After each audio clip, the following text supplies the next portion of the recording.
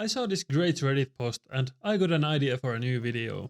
So this isn't one of those how to market your game videos, as I haven't sold any games yet, but I've spent countless hours studying business and I think I found some real gems that no one seems to talk about when it comes to game dev. In this video I'll walk through my giant mind map on everything I learned about business related to game development. And at the end, I'll show you exactly how I plan to market my own game. And when my game finally launches, we'll come back here and see if any of it actually works. So make sure to subscribe so you see how it plays out. I'm making this video as a lesson, but mostly as a time capsule. I want to learn how to sell games before I actually try to sell my own game. And then later we'll come back here and see how it worked out. I see a lot of developers making great games, but setting up Steam pages is a struggle for many of them. And not because there's something wrong with the games or with the developers, but because most don't understand the business behind the Steam page and the business and sales mechanics that drive them. And if you treat your Steam page like a sales page from a regular business, then the same concepts apply to real businesses. And you can use the lessons that real businesses have learned and use those to sell your games better. Now let's get into the graph and the business stuff itself. So again, I haven't sold a game yet, and I try to translate the business knowledge for indie devs. And the results of my game will sort of validate or refute this framework. Now the first step to selling your game is people actually need to find your game. And I have 3 ways people find your game. And the first one is just organically through Steam.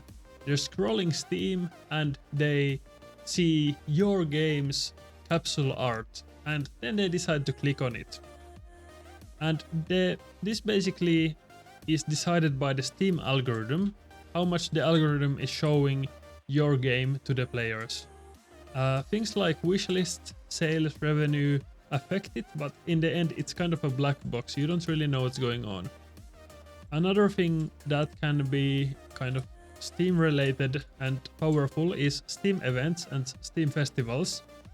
And a common advice is that you should have a demo at these events, and the demo will then cause a lot of people to wishlist your game, if the demo is good at least. So I don't know, I haven't tried it, but it's an advice I've heard a lot, so you might want to try it yourself. And I definitely will. Now the second mechanic is basically outreach, or in the game world this would be content and advertising. Basically you want to post stuff on social media, and then people might click on your Steam page link and wishlist your game or buy your game. You can also make paid ads. And Gary Vee, who's a great social media marketer, has said a lot that you should test your ads on social media. Basically, post shorts or TikToks, and then once you have one that performs much better than the others, you can just use that as a paid ad. And then that will perform better and you will have cheaper installs and cheaper customers. So that's definitely something that's worth trying, in my opinion. And the last one is basically referrals. This is basically players who tell their friends about your game, players who really enjoyed your game and they're like, hey, you have to try this game. So the other one is basically streamers. When streamers play your game, a lot of people see the game and some of them might want to try it themselves. Now we'll get into some of these a bit more later, but now let's talk about what happens after people find your game. Basically, when they see your game, they might click on your game's icon and it will take them to your Steam page. Now, if you sell your games on Steam, then everyone who buys your game has to go through the Steam page. So basically the Steam page's job is to convert viewers into buyers. And in business, this is called sales. So if you want to think about game development from a business point of view, then your Steam page is actually a sales page. And thus, the same rules that apply to business sale pages can be somewhat translated into game development and Steam pages. In business, you want to kind of give the potential buyer a dream outcome. It of course depends on what you're selling, but since we are selling entertainment, you want to give the player a perceived entertainment value. The player wants to see that your game can entertainment in ways that they want to be entertained. Now, that's kind of obvious. Yeah, when you open a Steam page, yeah, you want the game to be fun, or if it's a horror game, then you want it to be scary. But this is kind of... the point is that your Steam page shouldn't entertain the player. It should show the player that the game would entertain them. So this is, I think, some devs get this kind of wrong. When you add a lot of text and story elements into your Steam page, that's trying to entertain the player. When you add when you go straight into gameplay and straight into what your game is about, that's showing the entertainment value. Now, when you look at the Steam page, there's a chance that the game is not exactly like the Steam page and that the game is actually worse and the developers just made a really compelling Steam page for their crappy game. So the second point is the perceived likelihood that the game actually delivers the expectations. This is increased by basically having consistency. If you have bad font choices on your Steam page, then it might make the player think that, ooh, maybe this game isn't that good. The developers seem a little sloppy. Or if your game Steam page basically shows a lack of content or doesn't show a variety of content, then the player might think that the game is shallow. And the biggest job of salespeople is basically to overcome objections of the customers. And that's what also your Steam page should do. The player is wondering and asking themselves and telling themselves why this is not their dream game. They're coming up with reasons why this game actually might suck. And your Steam page should basically overcome those objections before the player even gets the chance to ask them. Now, this requires you to know what the problems in the genre are, and you should also know when people are looking at your Steam page what kind of things they are worried about that this game might not deliver on. Now, the actual elements of the Steam page. The elements that basically display the entertainment value are the trailer, the screenshots. Well, these two mostly, but also the description and the about this game section. And all of these also contribute to the likelihood of the delivery. And this again requires you to be consistent and consistently show the game's quality. For me, I would like the about this game section to be kind of mostly for overcoming the objections. It's a good place to have the features of the game and basically cover that all of the requirements for the players in the genre are actually met with this game. Now, another part of sales is basically social proof. If you are wanting to buy a product, the strongest and the most powerful convincer of you for you to buy the product is other people telling you that the product is great and that they got the results they wanted with the product. For this, you can add reviews, testimonials, and awards on your Steam page. This of course requires you to have them, but if you do get them, then they are super powerful. And this would be a good reason to have a closed beta or playtesters, just so that you could ask them for reviews. And finally, this isn't something you can do on your Steam page, but pre-selling and what we call in business warming up the leads is a super useful way to convert more viewers into buyers. Basically, the more the people have had positive experiences with your game, watching videos about your game or talking about your game with others, the more likely they are going to buy when they visit your page. And finally, a little practical tip is to use simple and clear copy. Basically, everything you write, everything you show should be simple and clear to understand. Like a tip I heard is that every single text should be 3rd grade reading level or below.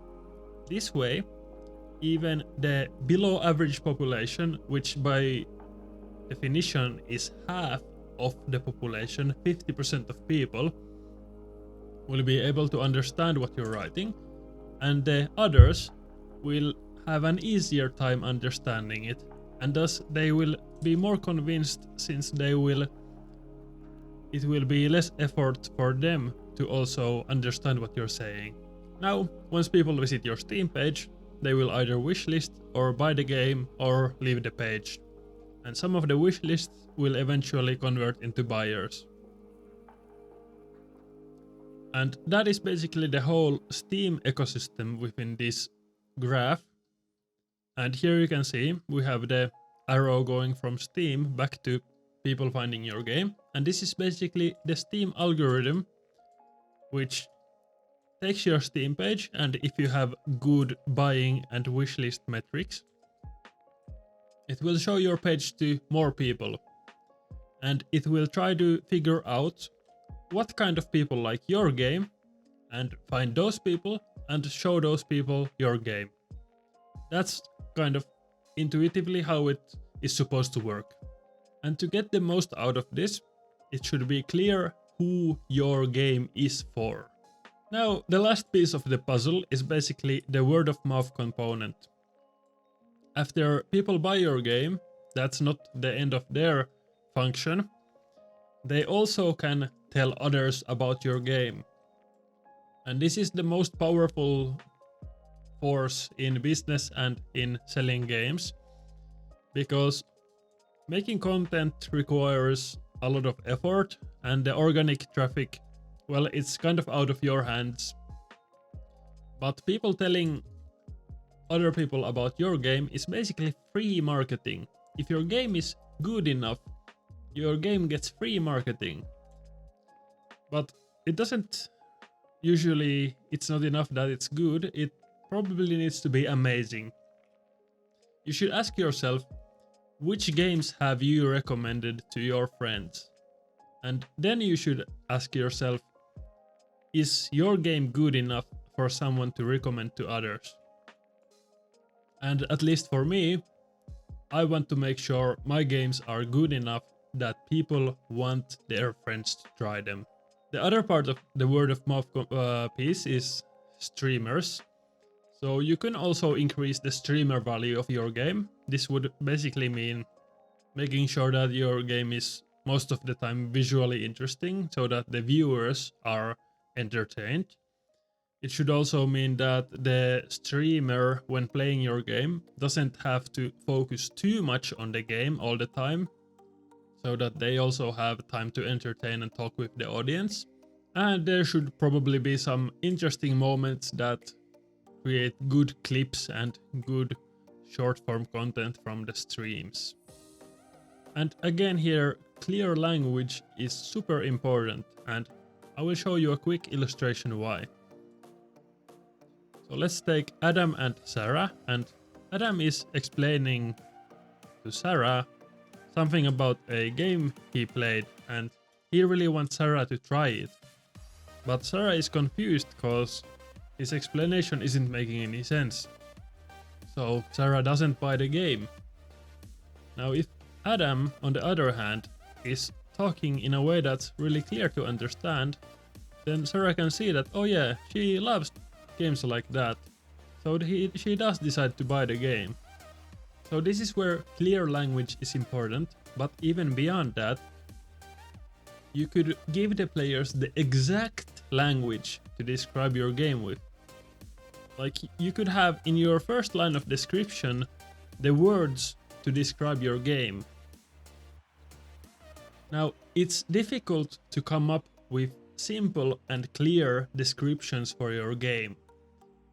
But that is where the money is at. Like that's what I think will really make great returns for your game. Putting in the work to describe your game in simple language. And there's a great additional benefit to this. When your friends ask, oh, what kind of game are you making? Then you don't have to stutter, then you can use the clear language to tell them what kind of game you're making. At least for me, that's a great bonus. My friends always ask me, what game are you making? Yeah, oh well. But yeah, that's basically the whole picture. That's the system of how people find your game, how those finders are converted into buyers, and how those buyers tell others about the game. Now, I have this simplified version of it, and I want to talk about wishlists at launch. Now, this system where people find your game, they are convinced to buy your game, they buy it, and then they tell others about it. This is not like Steam related, this is not even game dev related. This is a fact of business, and this will pretty much probably always exist. But wishlists at launch are not guaranteed to always exist. They're a Steam related tactic, and there's no inherent reasons why this needs to always be. But currently, it's a very effective tactic to maximize your wishlist numbers at launch, so that basically when you launch your game, if you have a lot of wishlists, then you immediately get a, relatively speaking, large number of sales, which then causes Steam to show your game on the front page, which massively increases your basically your Steam games marketing efforts and your traffic to your game. And so the current strategy on Steam is to aim for a massively successful launch with a massive number of wishlists. Now, if your word of mouth, if your game is good enough and you have great word of mouth, this doesn't necessarily matter in the long run. If you have a lot of word of mouth, then theoretically, if every player is referring at least one additional player, but hopefully slightly more, then in long enough time horizon you will get all players on Earth to play your game. Well, theoretically at least. But maybe all players who are interested in your genre will eventually find it. That could be more probable. For example, everyone who likes roguelikes is most likely heard of Binding of Isaac or Enter the Gungeon. Now, whether they buy it is a different thing, but if your game becomes popular enough and it's good enough, then basically it's reasonable that eventually you will reach the whole segment of at least fans of the genre. Now it's finally, now that we have all the theory out of the way, it's time to talk about my plan. So my plan is to basically try to get the word of mouth working in my favor to make a good game, a great game even, with a clear target audience and clear messaging, so that everyone who likes my game has an easy time describing it to others, and when people visit my Steam page, it's immediately clear to them if the game is for them or if it's not. Additionally, I will do some marketing. I will create some content and I will try out at least paid ads. And I will use the social media to test out the creative, basically the ad videos. I will test ad videos and ad materials to find the best ones and then use those for paid ads. And finally, I will also attend the online festivals, the Steam festivals, and the other indie events to get the wish lists. I will definitely attempt to have a good launch with a lot of wish lists. It seems to be the best strategy at the moment, so I will follow that. But of course, it's a tactic, so it might change. So yeah, TLDR, good games are better than bad games, and some marketing is probably better than no marketing. Now, I hope you found some use out of this video, because I might have made at least one hater from making this. I don't know. Let me know if you hate me. If you don't hate me, then maybe check out my devlogs. Some people found them quite interesting. And either way, see you after my launch to see if any of this actually works out.